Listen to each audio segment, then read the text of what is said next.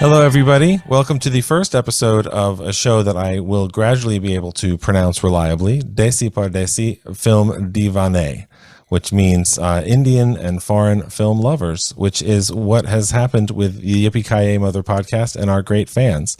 And that is to the point where we wanted to have one of our biggest fans on the show. So Sean and I are happy to welcome Nishan.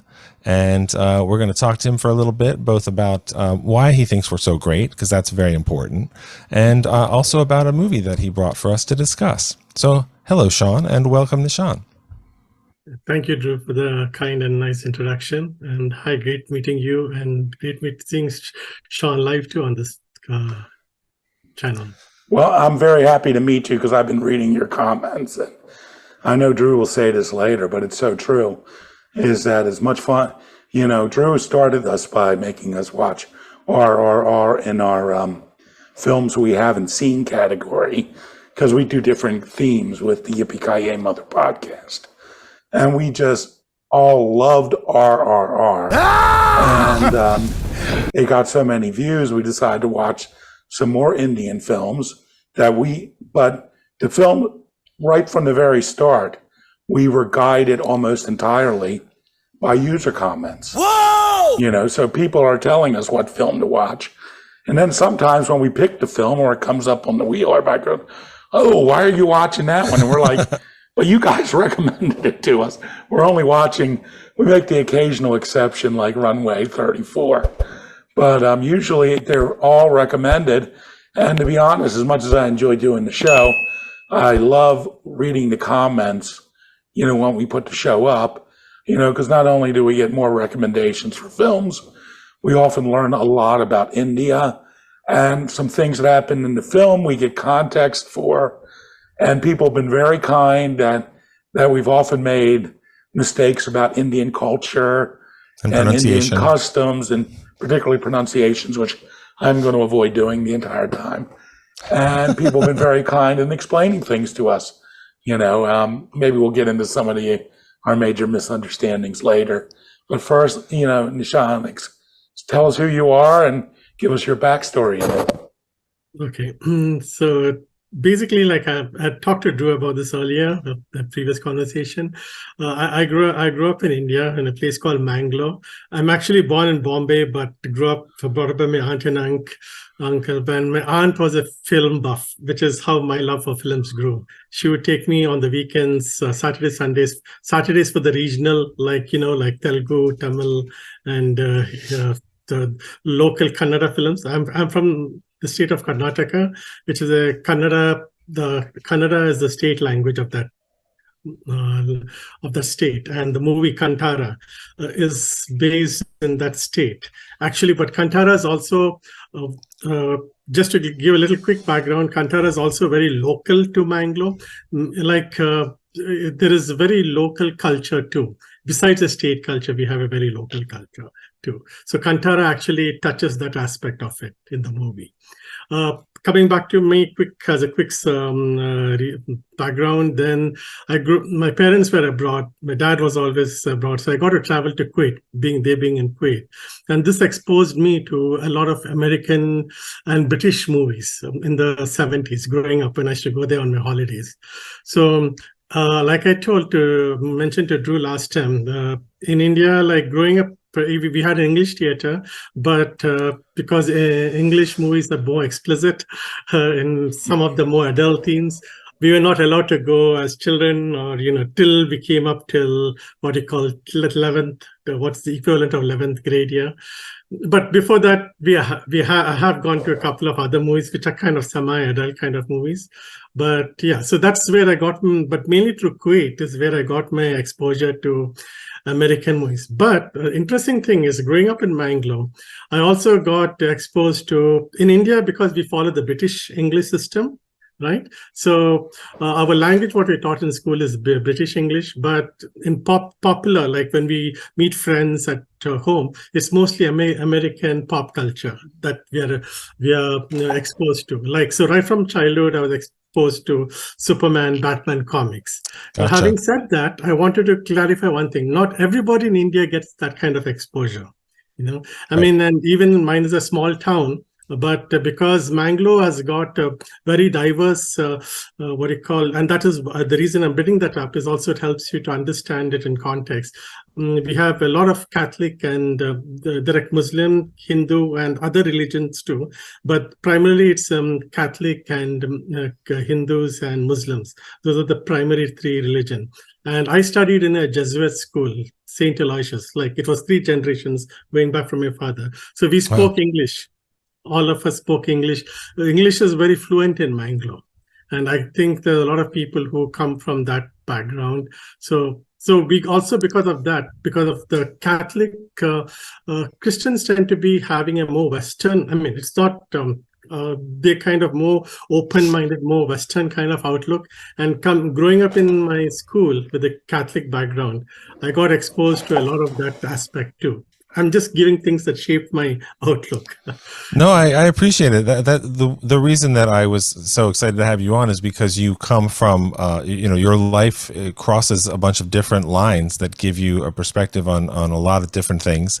And I think when we talked, you also said that where you're from is maybe the most literate part of India as well. So it's really. No, that was the adjacent state, Kerala. Oh, that's Kerala. Okay. Kerala has got be careful. We're going to get comments about that. Yeah, people are very sensitive. Well, I guess bring it on because you're going to do it anyway. Yeah.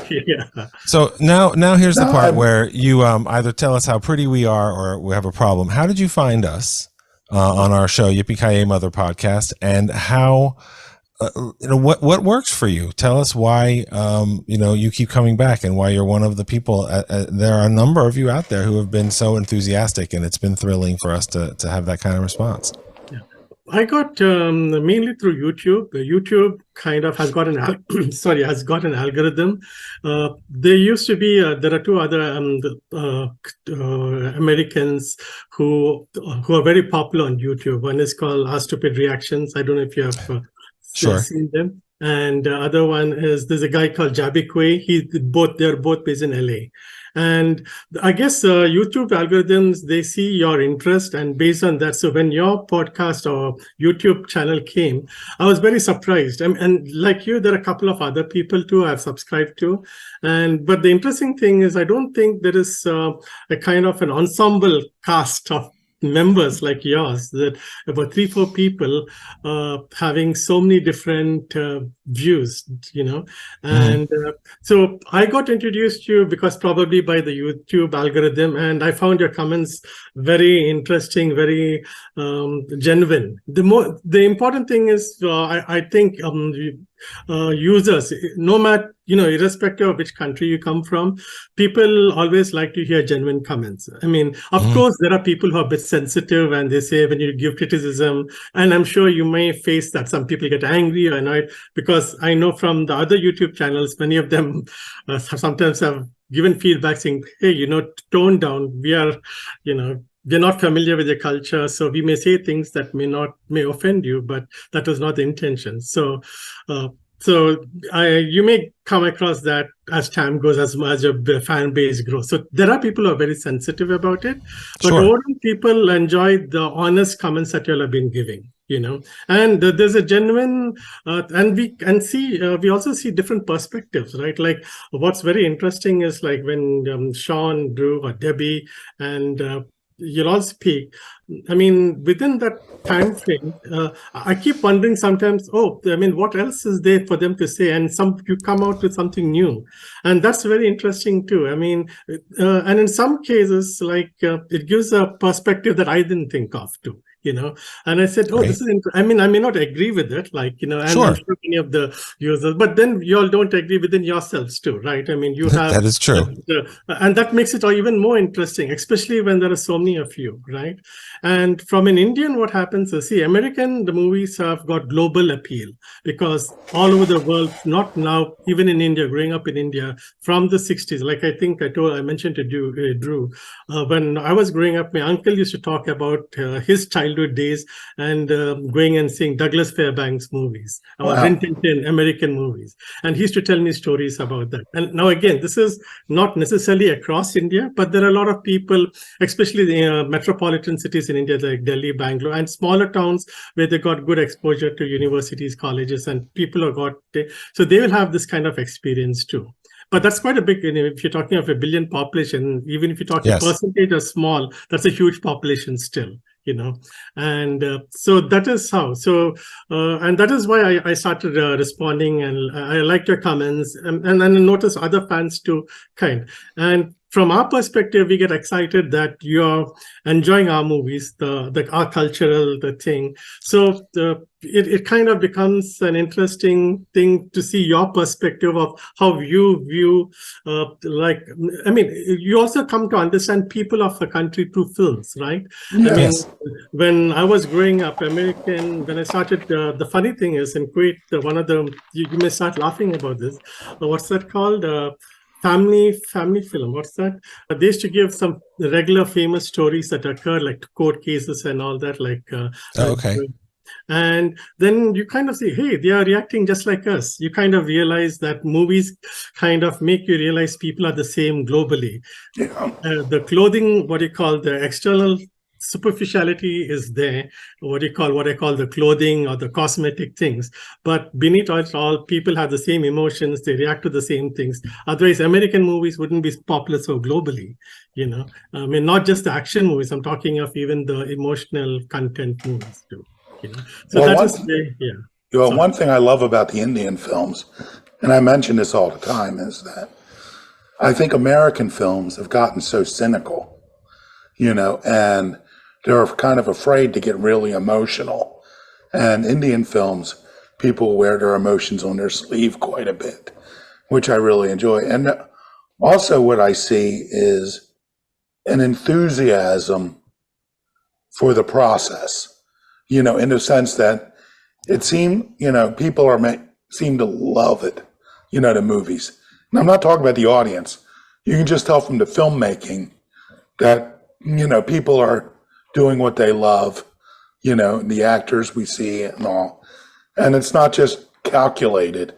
So much of, particularly as American films have gotten more global, I think a lot of the decisions are being made by, the corporations and all. And it seems to me that a lot of in India is still being done by passionate filmmakers and actors, who aren't afraid to go places, aren't afraid to be emotional. And, there's a lot of political and cultural differences in America too, which sometimes people complain about. But America has it easy compared to India with its many languages and its many religions, and we wade into that quite a bit. I know there were a lot of heated discussions when we did, what was the Hamlet one? Hyder. I know that, because it mentioned the war in Kashmir, a lot of the comments were very angry. There were a lot of dispute about the Kashmir, and there's other things. And one thing people kept correcting us all the time was, if you're raised in America, you think there's really only one person who ever lived in India. Right. That person was Gandhi. And so many people said, every time we talk about Gandhi, people get so mad. It's like, that's all Americans ever talk about is Gandhi. Gandhi didn't do it all. Well, you talk about how, film is the way you get to know people and you get to know countries. And Gandhi and this is not a criticism of his performance or anything, but Gandhi to Americans, to the West, is played by a white actor. Yeah. So, it's really, to me, it's been super exciting to see these movies and so many different kinds of movies. And I have liked most of them. Some of them really quite love them. And the movie you mentioned a little while ago that we're going to talk about today is called Kantara. It is actually set and from where you grew up. So I wanted to talk to you about that because when I watched this movie yesterday for the first time, Sean actually saw it in the theater. We did an episode about that where Sean and Debbie and Ralph got to see it in the theater and found it very exciting. And I also found it very exciting, but it was an experience where there were a number of things that were very familiar as far as things I've seen in other Indian movies. There's questions of people who get their jobs through influence and the relationships between the police, the forest police, and the people that they police. There's the differences in social class based on wealth. I mean, the whole story is about a village and its landlord, but it's also called Kantara, a legend. So it's really a movie about myth and folklore and learning about the demigods and the rituals and all those things, which I've heard the screaming may be a little bit of an exaggeration. It's a very authentic look at a world that I've never seen. And according to the comments on the last Kantara episode, a lot of people from India, even people who don't live that far away, said, yeah, I don't know about this either. So, when you watch a movie like this, with your perspective, does it ring true in a lot of ways to you? Oh yes, I mean what they showed. I mean, of course, there's a part there's a bit of mythology. That part is a bit that is for the cinema portion of it, cinematic kind of thing. But overall, what they show is that the dance, the makeup, and the what do you call the way the story. They talk about the local goddess protecting their particular area. That is based on a certain belief in that. Where I grew up in Mangalore, Mangalore itself, even actually there are some ancestors, many of the older houses, they're like tiled roofed houses and all that. And now in the last 20-30 years, you have a lot of apartments like any place around the world, right? But traditional Mangalorean apartments like Goa and southern India, they had these tiled roof houses, and many houses, they also have a separate room where they call if you follow the dialect in there, they call it bhuta. Bhuta means ghost or spirit. Yes. It means it's kind of a good spirit meant to protect the family. And they do have what you call a kind of a cultural event once a year. Now, in my house where I grew up, we didn't have that. We didn't have that special room. But I remember that scene, where they show you that entire village, that scene where he dances, Yeah. With the thing. Now, in the full costume and everything. Yes, in the full costume. Okay. Yeah, so that really, when I was growing up in my childhood, my uncle, they have these huge cashew farms, and they have this ancestral land, which is about 1 hour from Mangalore when we used to go there. So as a child, he had taken me there along with, I went with him and my auntie, and I was terrified as a kid. I was frightened out of my wits because I was like you see those people standing the circle. Like I was like a kid, and that guy would come with the sand. Wow. It was, I don't remember that very clearly, but there is sufficient memory of it that I remember I was terrified. And one thing they've not shown that particular person or he or somebody else, I think there's another person by his side. They have a kind of, it's a very beautiful looking like silver thing and a very fluffy kind of thin thing, and they come and they keep touching you with that. I think they use some kind of leaf, but there it was something else. But so to me, that was like reliving that part of it. But every year in and around Mangalore, they have that that what you call custom of honoring the local deity. Or no, I'm not a very religious person, so I never got into that very much. But even today in that Mangalore and many of the areas, it's not just Mangalore. I would say there's a lot what they call South Kannada district, or even a little beyond that. There are people, they follow that very religiously every year. And the other thing is, you remember the opening scene where he has that's buffalo race. Yes. Oh, yeah. It is also held annually in Mangalore. And one of the places is very close to my house. It is in a paddy field, what we call the rice field or paddy field. So they have these races things. So those are all. So you've seen these buffalo races? Oh, yes. Wow. Yeah. So that's pretty much captures the flavor of my local. But some part of it, those traditions are also there in Kerala and some of the other southern states. But those are all different variations. What he showed in the movie is kind of specific to Mangalore and to the region around it. Now, I think there were comments that this isn't what they're doing here isn't necessarily traditional Hinduism. It's something that's more regional. Would you say this is older than Hinduism, or is it just from a different region?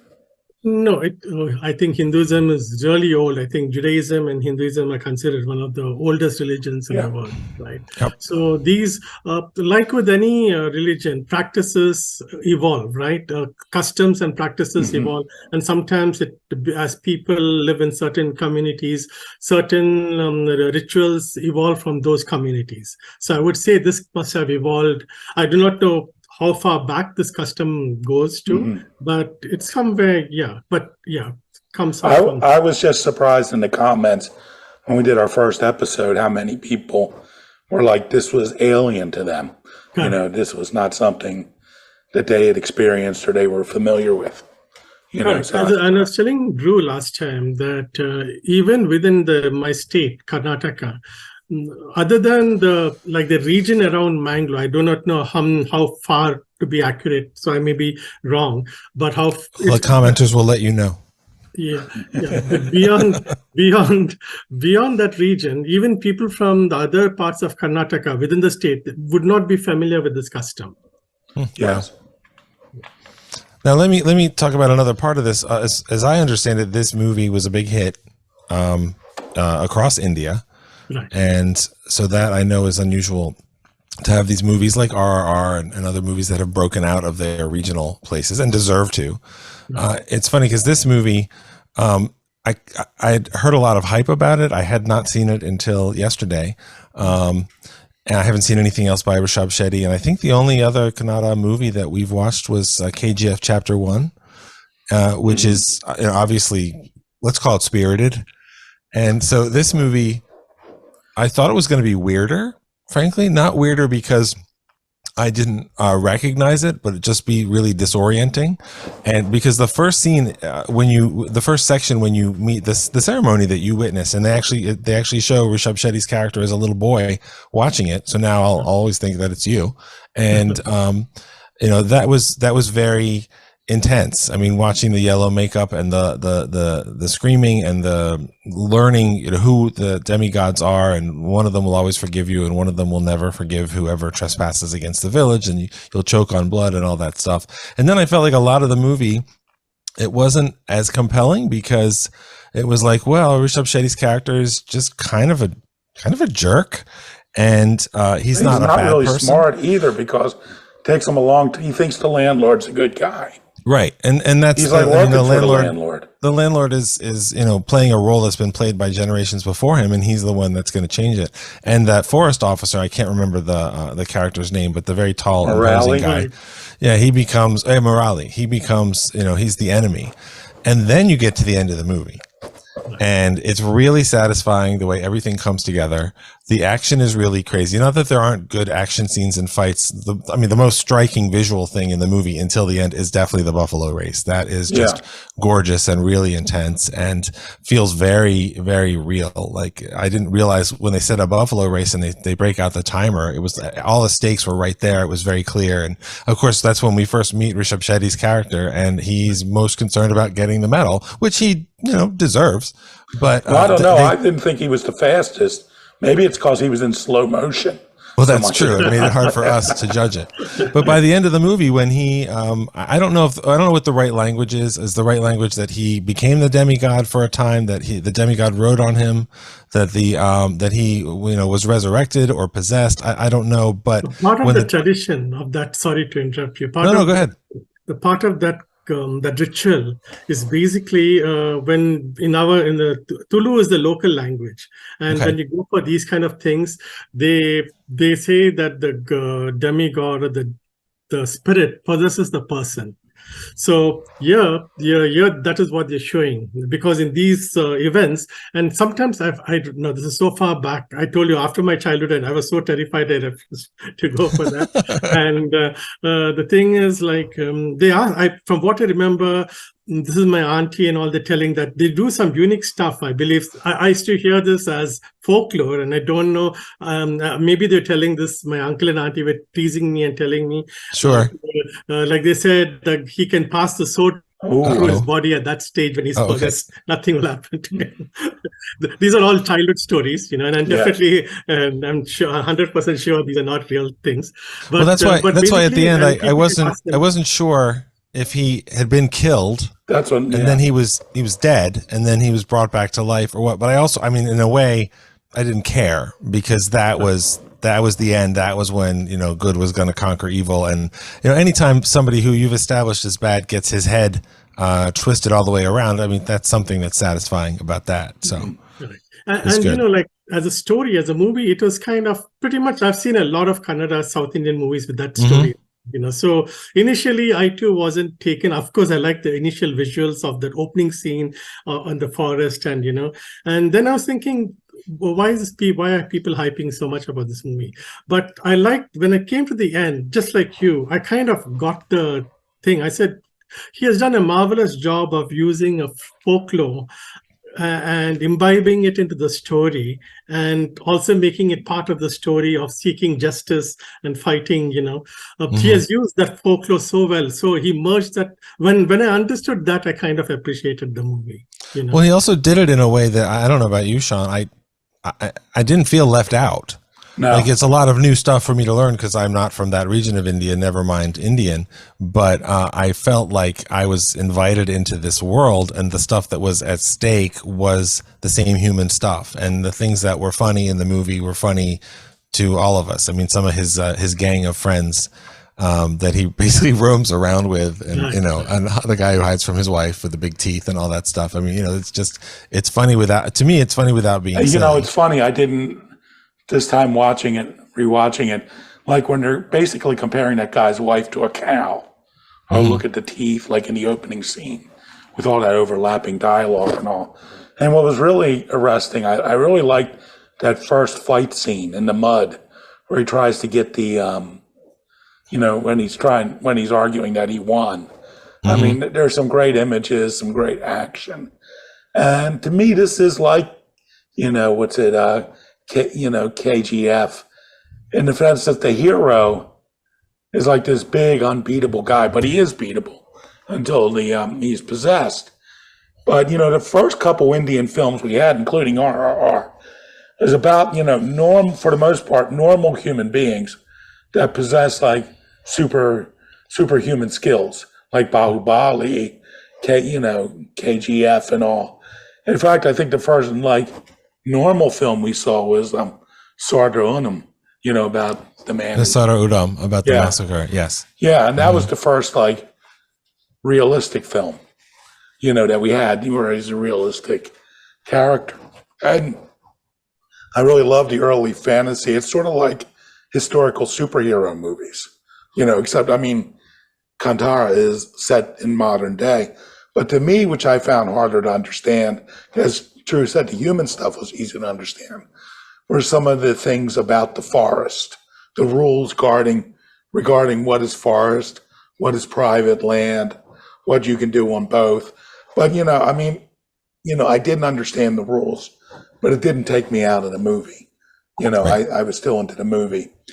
In the state of Karnataka and many of the, even Tamil Nadu and even the other southern states, I'm not sure about North India, but I know that in the southern states, they have this Yakshagana is in the olden days, before the invention of TV and what do you call, like in a kind of a drama theater kind of. That was my understanding of it. Is it's essentially a style of drama. So okay. Yeah, so they have a style of drama, and that is there across all these states. Not just. That particular form has been imbued into this particular cultural thing, but on a broader scope, that what you see they put the face paint, and normally the Yakshagana is they have these Indian epics like Ramayana, Mahabharata, the story of the fight of good versus evil. So you have different characters painted, and a lot of it is with eye expressions. They paint their face depending upon the character they portray. Like demon would be more reddish, and so the paint and all the expressions, and it also involves hands and gestures and stuff like that. And my understanding is Rishab Shetty basically started his acting doing Yakshagana. Correct. So the movie is even more personal and familiar to him. Yeah, Correct. really neat Yes. stuff. Really Yeah, neat so I We should just see this more was of his important movies. it's important for me to tell you about this because that gives you the source of where that is coming from. No, thank you. Yeah. So, any last words on Kantara, a legend? Other than I'll say, I believe he's already started working on a sequel, so I'm not sure Yes, what I that will be believe like. so. But I thought he Kantara too. disappeared at the end. I guess Right. he comes back. He did, but he made a friend, and then they both vanished. Is there anything you think you'd like us as as Westerners? I mean, we've been doing this in months, not years, really exploring Indian movies. Is there anything you think we should take away from this movie? Because I enjoyed it on a variety of levels, but I know there's so much that I miss by not knowing the language and not knowing even what you've told us today. Yeah, I mean, I think that you also get exposed to the local flora, the the type of, the palm trees and, the settings of the village and the paddy rice fields. That is very South Indian atmosphere, where we all grew up in. But as a movie, so how both of you all, how did you like it? I mean, you gave an overview. So I know, so did you like it? What was your... Well, I really liked it.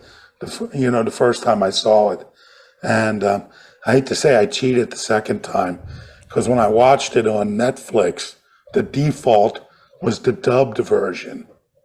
So I saw it in English, but not everything was dubbed. When he was speaking as the spirit, that was still in the native language. And the good thing about the dubbed version was it showed you, because it still played the subtitles for the language version, and the dubbed words were completely different oftentimes than what was coming up in the subtitles. Yeah. But I really enjoyed the film. I felt that Shetty was really charismatic and an amusing guy, and I really liked his attitude. I mean, he's sort of like the hero, but he's a slacker too. He's like a tough guy, but he doesn't want to do anything, and I find that kind of character very appealing in movies. He's sort of like the Trinity character in, My Name is Trinity, the Western. Yeah, sort of a lazy brawler. A lazy brawler type of guy. I got it. So I found that very enjoyable. And it is reminiscent of KGF too, part one, which we saw, where that guy was similar. He had a little more ambition, but he really didn't care. He never really felt threatened. He seemed to be doing what he wanted because that's what he wanted to do. Right. And one thing, Sean, that you mentioned, which I forgot to tell you that time, you mentioned that you were a bit confused about the people in the forest and then the authorities coming in and trying to say this. Now, this is not so, I wouldn't say it's happening right now so much in southern India. I may be wrong, but traditionally what happened is post-partition era, there's a lot of people who were the villages or even what you call tribes who were still in the forest, or if you go to Northeast India, that is still a thing. Like you'll find that a lot in Northeast India. It used to be that, so what used to happen, there's some small communities who would live off the land, and so post-partition, there was a bit of cultural kind of a little clash trying to get people, into the what you call more modern thing, but there was also a kind of resistance saying that many of us, we have a certain tradition that we have followed from our great grandparents, and they kind of, so in a way that he has brought that little aspect into the movie. So that is what, so there was a clash, or even in this part of Northeast India where this is still a bit of a clash with the government. There are local tribes in Northeast India who kind of resist change, and they say that we don't want to be part of your, the bigger thing. So this could be, My question now why are they trying to preserve the forest? Is it for ecological reasons, to protect the wildlife, or why are they? Because technically speaking, I mean, it's part of the religious. If you notice, you must be knowing in Hinduism, there's a lot of deities and Yeah. animals. A lot of animals are like deities, worshipped as deities. Part of the Hindu thing is, I mean, I don't know, some ages or eons ago, whoever the sages were, like, because all these are come down from people who what they call sadhus now. And they kind of create these stories so that people take care of nature and respect nature. So all this thing stems from that. And which, if you look at today's context, when you look at it in an intellectual context, it is like you're taking care of to giving equal respect to nature. Like everything that's nature should coexist way. So I guess in those days, living in the forest or living more in the rural part, this must have come from that tradition of thing. Yeah, I was wondering. I mean, and we had a similar thing in, of course, United States, where as we moved the Indians who lived off the land, and we did force them into reservations, basically made them give up their hunter-gatherer lifestyle. And they weren't all hunter-gatherers. There were farmers and everything. But people think that because of the Great Plains, they were mainly following the herds of buffalo and all. And killing the buffalo certainly helped our government's plans of controlling those people and all. But that was nothing ecological about that. It was just so that other people could take the land and resources. But that doesn't seem to be the case here. It seems like they want to preserve it. Of course, in the movie, the landlord wants all the land. Right. But that's that is there. But there, of course, they need to preserve it also because that's a source of sustenance, right? I mean, it is. So they are concerned. I mean, when you're in that kind of environment, when you're growing up in that, for them, that is their livelihood. So that will be the primal driving factor,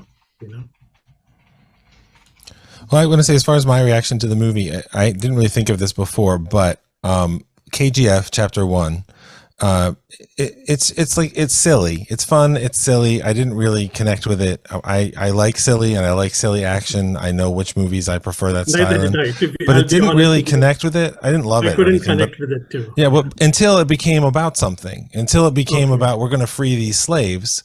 We're going to fight, for a good cause. And that's kind of the feeling that I got out of this, was when he, because he threw elbows and knees at people that deserved it and stuff, but he basically took on an army of thugs to save his people, and they lost. I cannot remember his name. The guy who was it was in the costume, Guruva, I think. It's been some time since. Yeah. So and then of course one of his friends is killed in the last brawl and everything. But when I said I thought it was going to be weirder, I think I was expecting more of a Tumbad vibe, because that movie is sort of disorienting all the way through, and you're also learning the myth as it goes, which is much more invented, obviously. But I realized, I think and you correct me if I'm wrong, I think what Kantara kind of is it's a local folklore masala movie. Correct. Because it has woven that folklore into the masala. Yeah, it's got all those different tones and all those things, and those tonal changes. No, they don't. I don't know. I don't notice them as much anymore. It's just part of the experience, but it is. That's the other it's such a big movie in so many ways. Now, there's one thing. Good, you brought this up about tonal change. I think there's so many times I wanted to put it in the comments, but but this is what I wanted to tell you about the tonal shifts that you notice in Indian movie. Please, you got to understand the cultural context of it. Now, when India post-independence, India was a kind of developing country, and for the average person, going to the cinema was his entertainment. And for a lot of people who were very poor, those 1 and 2 hours, and that's also probably the length of the movie, that 2 or 2.5 hours would give them total relief and total, enjoyment, and at a very, very reasonable price. They could come to the theater and forget about everything, have a laugh, enjoy the thing. So the traditional movies in India, has all the elements of music, song, dance, and humor, comedy. And that's why sometimes you may get shocked that you'll see a comedy scene followed by a very tragic scene, which Right. Western movies tend to focus on one aspect of that, whereas Indian movies tend to have. But the whole idea is that it comes from that aspect where appealing to the whole audience. Yeah, basically, mainly it is for the large. It's not just for the people who are rich or thing. It's meant for every person should come and enjoy the movie. And there's still a large population who are so it's mainly meant for everybody to come in and have a great time. So that is the idea between the tonal shifts that you see.